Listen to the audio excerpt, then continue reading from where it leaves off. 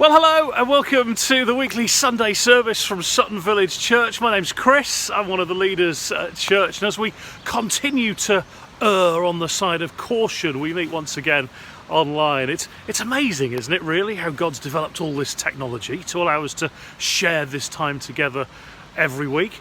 I think it is.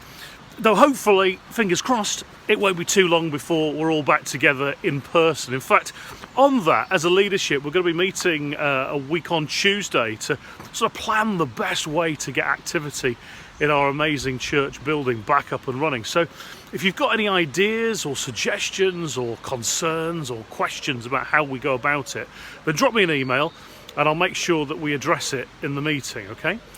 Anyway, before we get into the heart of this morning's service, I wanted to share with you something very simple from my springtime garden. Now, I love this time of the year. I think it's my favourite, that smell from the first grass cut of the year, the sights of flowers opening up left, right and centre. I love it. I'm just not keen on the gardening bit. I dread the day that Donna comes home from B&Q with 27 trays of plants that need planting. What effort! So imagine my delight this year when a planter that I'd neglected at the end of last autumn and left full of dead pansies has turned into this.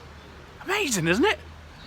And through something so small, I think we can take something so big about our all-powerful God that even when we're at our lowest, when we feel dead inside, when no one else wants to tend to us or has time for us, when we feel like we've been cut adrift, God can breathe new life into us.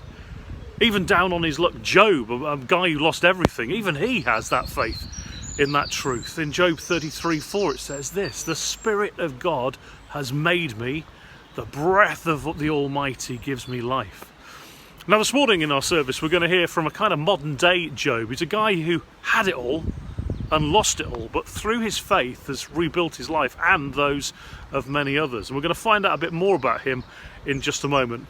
But first, let's sing.